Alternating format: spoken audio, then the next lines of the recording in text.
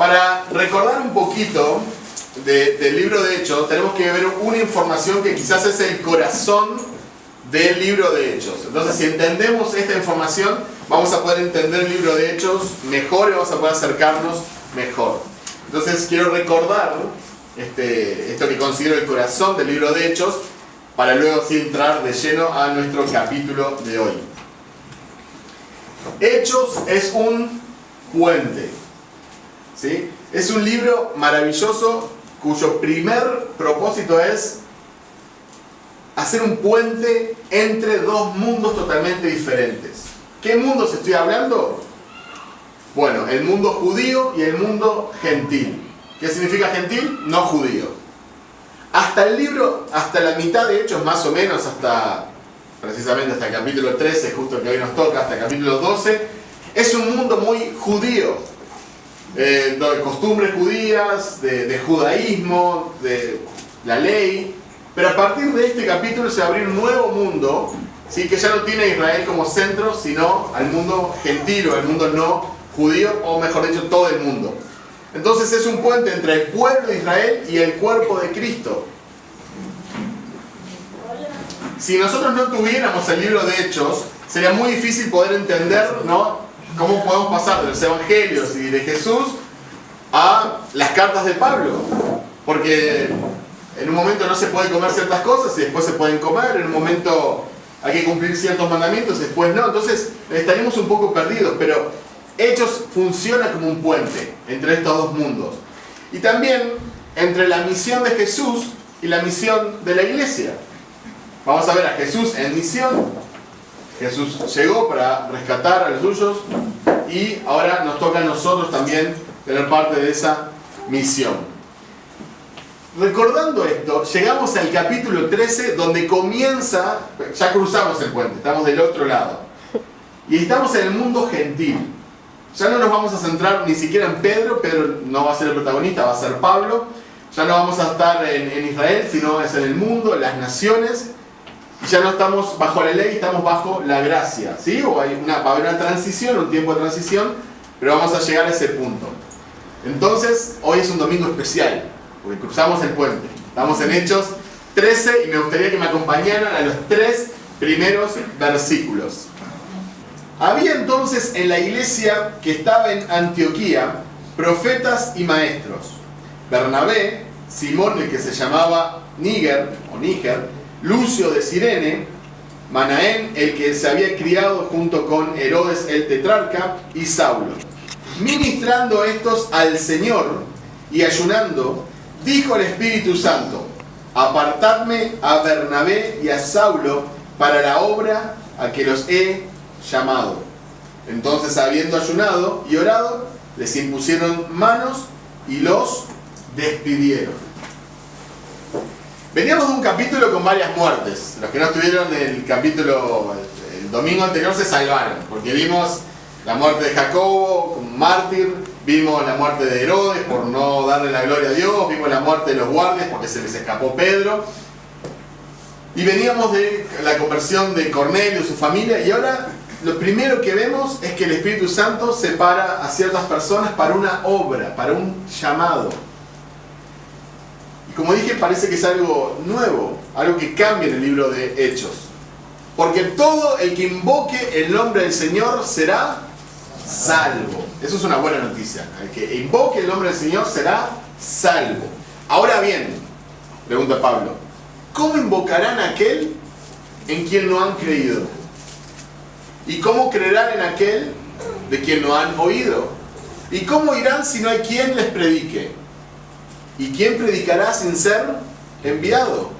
Así está escrito. Qué hermoso es recibir al mensajero que trae buenas nuevas, buenas noticias. ¿Y por qué traigo a colación este pasaje? Jesús había ascendido, le había dejado una comisión a sus discípulos, empezó a aparecer algo nuevo, que es todo el tema de los gentiles, que antes no estaba. Antes era todo muy judío, tenían que hacerse judíos, tenían que circuncidarse, tenían que tomar las costumbres judías, pero ahora Dios está haciendo algo nuevo. ¿Se acuerdan, no? Después lo de Cornelio, ¿no? Y llama a Pablo y le dice que él va a ser un apóstol a los gentiles. A esta gente que para los judíos era alguien como despreciable, paganos, incircuncisos, gente que hacía el mal, ahora ellos iban a tener la posibilidad de acercarse a Dios. ¿Cuál era la posibilidad? Que invocaran el nombre del Señor, que pusieran su fe en Jesús, que pusieran su fe en Cristo. Entonces Pablo, cuando escribe la carta a la iglesia de Roma, se pregunta, ¿cómo van a invocar el nombre del Señor para ser salvo aquellos que nunca han creído? Y va más profundo. ¿Cómo van a creer si ni han escuchado de este Señor, si ni han escuchado de Jesucristo? ¿Y cómo van a escuchar si no hay alguien que les predique? Entonces Pablo sigue razonando. ¿Y cómo alguien les va a predicar si no es enviado? Entonces esta palabra, enviado, se transforma en una palabra muy importante para la iglesia. ¿Por qué? Porque a nosotros no nos puede dar lo mismo que haya personas en el mundo que nunca hayan escuchado el nombre de Jesucristo. Porque esto significa que no van a poder creer en Él. Y si no pueden creer en Él, no van a invocar, no van a clamar por el nombre de Jesús. Y si no claman por el nombre de Jesús, no hay esperanza. ¿Sí? Entonces, volviendo a nuestro pasaje acá, a Hechos 13, vamos a contestar esta pregunta. ¿Y cómo creerán en aquel de quien no han oído? No solo hace 2000 años había personas que nunca habían escuchado el nombre de Jesús. Hoy existen muchas personas que no tienen un solo versículo de la Biblia y que no conocen, no han escuchado el nombre de Jesucristo, a pesar de toda la tecnología y de todo lo que nosotros tenemos. Lo primero que quiero ver en el versículo 2 es que el Espíritu llama a los misioneros. El Espíritu Santo llama a los misioneros. Versículo 2. Ministrando estos al Señor y ayunando, dijo el Espíritu Santo: apartadme a Bernabé y a Saulo para la obra a que los he llamado. Fíjense quién es el que llama. Es el Espíritu Santo, que es el Espíritu de Cristo, el Espíritu de Dios, es Dios mismo. Dice, apártenme a estos, dos personas específicas, Saulo y Bernabé, para la tarea a la cual los he llamado. ¿Sí? Entonces, el Espíritu de Dios, el Espíritu Santo, llama a las personas para que puedan continuar con esta obra de que todo el mundo pueda escuchar sobre Jesucristo. ¿Para qué? Para que, creyendo, invoquen su nombre y puedan ser salvos. Recuerdo un pasaje de Mateo 7, 21 al 23, donde Jesús les dice, no, nunca los conocí. Pero ellos les dicen, no, pero nosotros profetizamos en tu nombre, y echamos fuera demonios en tu nombre, y hicimos muchas cosas en tu nombre. Pero Jesús dice, yo nunca los conocí, apártense de mí, hacedores de maldad. ¿Por cómo han hecho maldad si estaban haciendo actividades dentro de la iglesia o ministerio? Y porque creo que mucho tiene que ver la motivación. Hay muchas personas que están delante de un púlpito en las iglesias, pero se están sirviendo a sí mismos, ya sea a costillas de la economía de los demás, ya sea por la vanagloria. Pero estas personas, específicamente Bernabé y Saulo, estaban ministrando al Señor, estaban sirviendo al Señor. No solo eso, sino también que eran cristianos en comunión. Se nos dice que estaban ayunando. No voy a hacer un estudio bíblico ahora de lo que es el ayuno, pero estaban buscando la guía del Señor. El ayuno es algo que aparece muy frecuentemente cuando hay angustia, cuando hay un tema complicado, cuando hay un conflicto, cuando necesitan específicamente la guía del Señor. Ellos estaban no solo haciendo actividades, estaban también teniendo comunión con el Señor. Ese tipo de personas son las que Dios llama para su obra. Cristianos específicos, Saulo y Bernabé. Había otros. Sin embargo, ellos dos tuvieron, vamos a llamarle, esta gracia de poder ir a las naciones. Y con esto quiero ser cuidadoso. Todos nosotros fuimos llamados a compartir nuestra fe en Cristo. Todos nosotros fuimos llamados a ser luz entre las personas a nuestro alrededor. Todos nosotros fuimos llamados a compartir la esperanza que tenemos, a tener un buen testimonio, a dar razón de nuestra fe. Todos nosotros. Es algo que es parte de ser cristiano.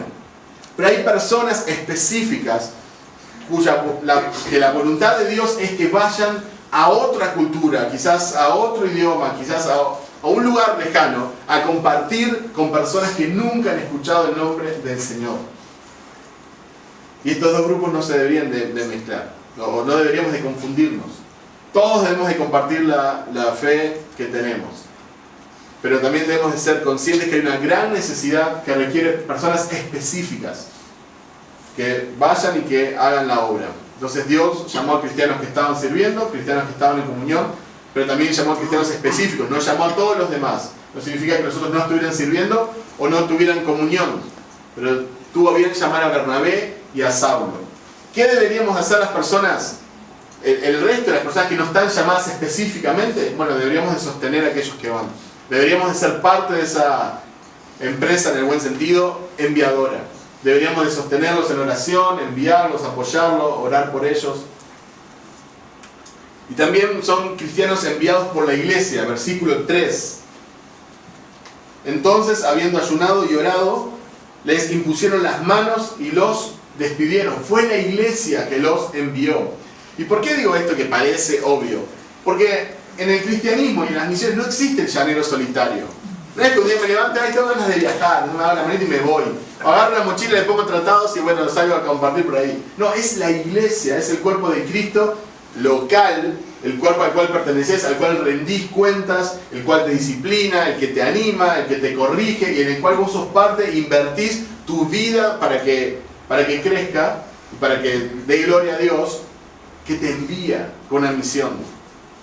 Entonces acá usaron el simbolismo de imponer las manos. Eso viene desde antiguamente, en el Antiguo Testamento se identificaban hasta con el animal, el sacrificio, ¿sí? Un simbolismo. Y en este sentido es eso, ¿no? Nosotros estamos contigo, nos identificamos contigo. No vas solo, vamos contigo. No es solamente levantar la mano y... No, estamos contigo. Oramos y te despedimos, pero vamos contigo. Entonces es una tarea de toda la iglesia. Y fíjense que estamos acá en el capítulo 13 de Hechos, cuando esto está recién comenzando, hace casi 2000 años. Acompáñenme por favor a Hechos 13 del 4 al 17. Acá ya tenemos el primer viaje misionero, ya tenemos la vida en misión de Saulo y Bernabé, de estas personas llamadas por Dios para la obra. Seguimos contestando: ¿cómo creerán aquel de quien no han oído? Lo que vemos acá es que el Espíritu de Dios, el Espíritu Santo, guía a los misioneros, ¿sí? No solo los llama, sino también que los guía. Y eso está en el versículo 4. Fíjense en el versículo 4. Ellos entonces, enviados por el Espíritu Santo, descendieron y allí navegaron Entonces no es que el Espíritu Santo solo los llamó y después se apartó y los dejó. El Espíritu Santo estaba con ellos guiándolos. Fíjense en el versículo 5 también. Dicen que anunciaban la palabra de Dios. Y esto también puede parecer obvio, pero no es tan obvio en nuestros días. ¿Qué debe hacer un misionero? ¿Qué debe hacer un cristiano? Compartir la palabra de Dios. Hoy en día nos preocupamos mucho de estudiar ciertas cosas para entrar a los países, y no estoy diciendo que esté mal, de aprender ciertas cosas para servir a la comunidad, para ayudar socialmente, y no estoy diciendo que esté mal, pero muchas veces no estudiamos la palabra de Dios, no estudiamos teología, no estudiamos la Biblia, y es lo que nosotros vamos a compartir y es lo que va a cambiar la vida de las personas, la palabra de Dios. Entonces, en mi humilde entender, una persona que va al campo misionero, más allá de cuál sea el método, la forma o el contexto, tiene que conocer las Escrituras y tiene que conocer el Evangelio de Jesucristo, pero impecablemente. Porque imagínense estar en manos de un doctor, un cirujano que no conoce bien lo que está haciendo.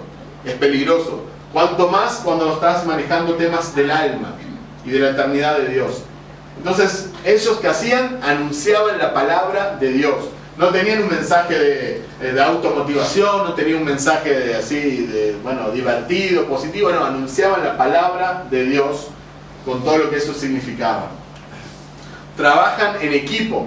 En el versículo 5 también podemos ver que ellos estaban con Juan de ayudante, ¿sí? Dice, tenían también a Juan de ayudante, no eran solamente ellos, somos los misioneros y Dios nos envió, el Espíritu Santo nos llamó, entonces no tenemos que hacer todos nosotros. No, trabajaban en equipo también, Hay personas que momentáneamente van a ser parte de un equipo misionero, que van a hacer un proyecto, que van a ayudar. Conocen gente sedienta. En el versículo 7 se nos habla del procónsul Sergio Paulo. Dice que es un varón prudente. Y llamó a Bernabé y a Saulo. Dice, deseaba oír la palabra de Dios. Y en todas circunstancias, o en todo lugar, vas a encontrar personas que están sedientas de la palabra de Dios. Tenemos que estar atentos.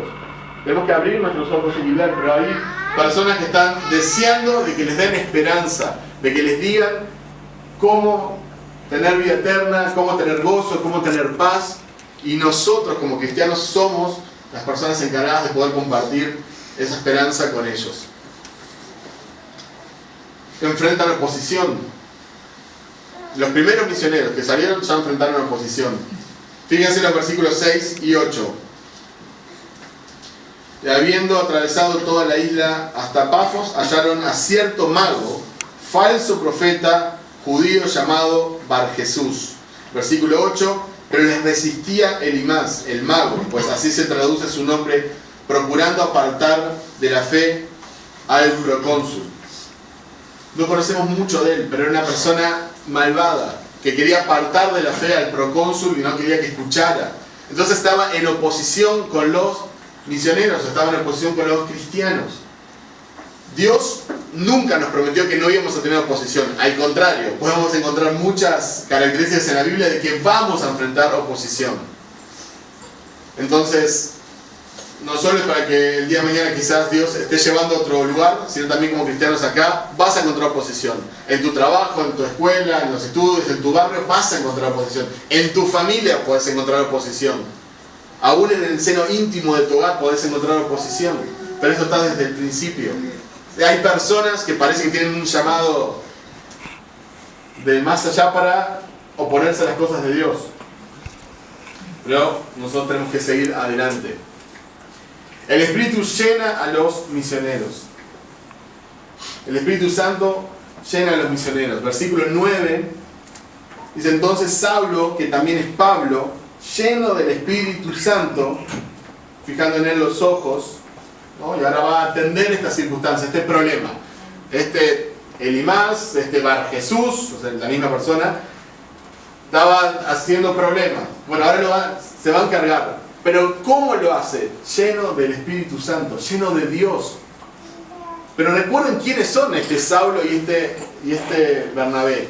Son personas que estaban en comunión antes de salir al campo. Y son personas que estaban sirviendo al Señor.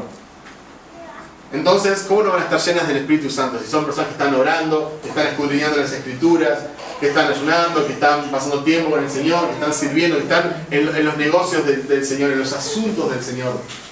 Por supuesto que hay personas llenas del Espíritu Santo. Y cuando viene la oposición, cuando vienen los problemas y viene la presión, las presiones de la vida, ¿qué sale dentro de ellos?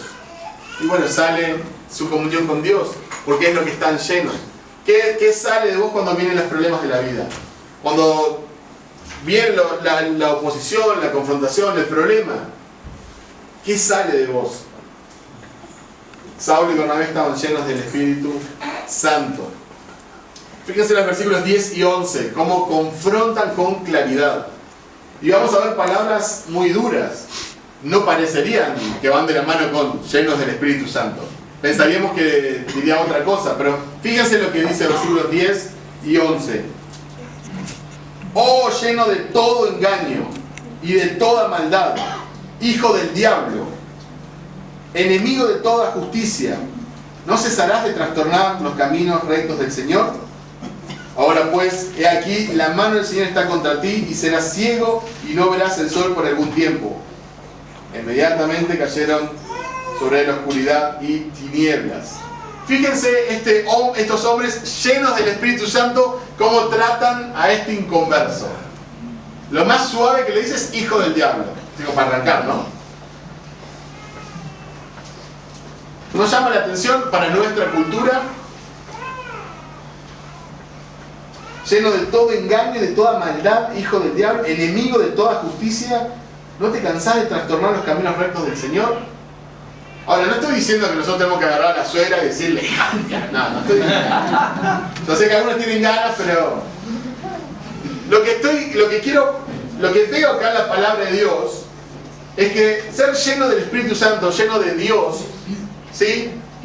No significa, ¿no?, que siempre tengo que estar callado, pasando por alto. Hay momentos para confrontar y para hacerlo de una forma divina, forma como a Dios le agrada. En ese momento puntual, obviamente fue una circunstancia muy puntual. No estoy diciendo que no hay que ser sabio con nuestras palabras, que no hay que tener amor, que no hay que cuidar lo que decimos. Por supuesto que es así. Pero fíjense cómo confrontan el problema. Y es claro, este Bar Jesús, Elimas, ¿no era hijo del diablo? Sí, era hijo del diablo. Porque no todos somos hijos del diablo, sino aquellos que hemos entregado nuestra vida a Jesucristo, tenemos la potestad de ser llamados hijos de Dios. Después son todos creación de Dios. Entonces, ¿le está mintiendo? No, le está diciendo la verdad, está confrontando. Y hay muchas veces que nosotros no confrontamos por miedo a perder a la persona, y no confrontamos para no ofender, y no confrontamos para que la gente no se enoje, y no confrontamos para tener problemas, y en realidad no estamos haciendo lo que Dios quiere. Hay momentos para, vuelvo a decir, siendo sabios, cuidando las palabras, con amor, pero tenemos que confrontar. Si tenés una enfermedad grave, y vos estás tomando solamente, no sé, un paracetamol, y bueno, obviamente te vas a sentir muy contento tomando el paracetamol, pero no te va a sanar la enfermedad puntual. Y el Evangelio es esa medicina que sana el alma pecaminosa y el alma rebelde con Dios. Entonces hay momentos con personas que, lleno del Espíritu Santo, lleno de Dios, después de leer la Biblia, orar, te levantás y tenés que decirle: mirá, si vos no te arrepentís de tus pecados, tu vida va a ir de mal en peor. Y no vas a tener salvación. No hay esperanza para vos. ¿No? ¿Cómo vas a decir eso? No lo digo yo, lo dice la palabra del Señor. Estoy poniendo un ejemplo. Como digo, tenemos que ser sabios. Pero acá vemos un hombre lleno del Espíritu Santo confrontando muy claramente con el Evangelio. Versículo 12. Debemos dejar los resultados a Dios. Cualquiera de nosotros, si termináramos de leer acá, pensaríamos que, bueno, esto se armó problema. Me imagino ya, Jesús se fue a las manos, se agarró a las piñas, se fue un problema, se tuvieron que ir, terminó la misión. Y sin embargo, el próximo versículo, versículo 12, vemos totalmente lo contrario. Entonces, el procónsul, viendo lo que había sucedido, creyó, maravillado de la doctrina del Señor. Qué interesante, ¿no? A veces nosotros tenemos tanto miedo de no ofender, de no, ¿verdad? De que se nos arme el problema y al final no termina sucediendo nada. Y acá tenemos un hombre o dos hombres llenos del Espíritu Santo, confrontan el problema y termina habiendo salvación, ¿no? Una persona que queda maravillada, no creyó, puso su fe. ¡Wow! ¿Qué es esto? No es algo normal. No eran charlatanes Saulo y Bernabé, eran personas que tenían el poder de Dios y estaban llenos de Dios. Y Dios quiere que las personas a nuestro alrededor vean eso, que seamos personas de convicción, que nuestro sí sea sí, que nuestro no sea no. No personas amargas, no personas que estamos todo el día hablando de lo mismo, y personas que estamos todo el día atacando y juzgando. No estoy hablando de eso. Tenemos que tener un espíritu de gracia, tenemos que tener una característica diferente a la gente del mundo. Pero hay momentos para confrontar, hay momentos para llamar las cosas por su nombre, con pasión, para que las personas a nuestro alrededor vean: es diferente, es un cristiano de verdad. No es que sea perfecto, pero él tiene algo diferente, tiene un mensaje que es diferente. Dios quiere que podamos experimentar y ser testigos de la salvación de las personas como lo fueron ellos. Versículo 13: te abandonarán. No solo a los misioneros, como cristiano, también muchas veces te abandonarán. Habiendo zarpado de Pafos, Pablo y sus compañeros arribaron a Perge de Panfilia. Pero venía todo muy bien, había salvación, venía bien el viaje misionero. Pero hay un pero. Pero Juan, apartándose de ellos, volvió a Jerusalén. No sabemos cuáles son los motivos por los cuales Juan abandonó este viaje misionero. Pero sí sabemos que no fueron válidos para Pablo, por lo menos porque Pablo después va, de cómo se refiere, no era algo válido para él.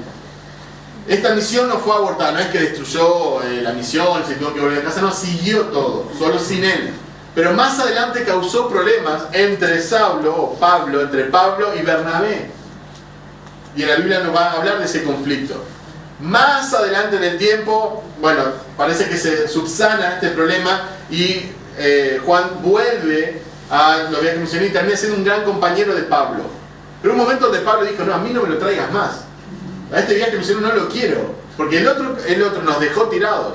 Y andá a saber qué pasó y en qué situación los dejó. Pero Pablo estaba muy enojado y no quería que estuviera con él. Entonces, lo que me quiero enfocar es que los problemas son parte del ministerio, son parte de la vida, son parte de los cristianos, y son parte... Estos eran personas llenas del Espíritu Santo y personas que estaban sirviendo al Señor, eran misioneros y tenían estos conflictos. Cuanto más nosotros, simples mortales, trabajamos, estudiamos y... Es parte de la vida. Te van a abandonar. ¿Qué vas a hacer? ¿Vas a seguir adelante? ¿O vas a, bueno, te quedas llorando todo el día porque, bueno, te fallaron? Aprovechar las oportunidades. Aprovechar cada oportunidad que Dios te da. Versículos 16, 17. Entonces Pablo, levantándose, hecha señal de silencio con la mano, dijo: varones israelitas y los que teméis a Dios, oíd. Llega a la sinagoga como tenía por costumbre. Siempre, de hecho esta, digamos, es su primer viaje misionero, pero se le hizo una costumbre. Llegaba al lugar y le predicaba a los judíos. ¿Por qué? Bueno, hay una parte práctica. Si él llegaba y le hablaba, se juntaba primero con los gentiles. Imagínense, los judíos no le iban a escuchar más, no iban a hablar con él. Entonces él llegaba y buscaba a los judíos. Como ellos eran judíos también, podían relacionarse, tenían una puerta de entrada, que es algunos aceptaban a Cristo, entendían el Evangelio, y después iba a los gentiles. Fue como un patrón de conducta. Llega a este lugar y en un momento se le da esta oportunidad. Hermanos, ¿tienen algo que decir? Entonces él toma la palabra. Sí, escuchen. Y acá vamos a ver que empieza a compartir el Evangelio. No vamos a profundizar ahora en cada versículo, sería muy largo. Les animo a leerlo en su casa, pero los pasea todo, desde Moisés y esto, y los patriarcas y nuestros padres, y todo, el rey David, y bueno, el trono, Jesús, y lo mataron, y predica el Evangelio con gran pasión. Y vamos a ver ahora los resultados. Entonces, aprovechar las oportunidades que tenés. Me acuerdo cuando estaba en el colegio que en alguna ocasión algún profesor, a ver, vos que sos cristiano, ¿qué opinás? ¿No me estás dando la oportunidad? Entonces te voy a contar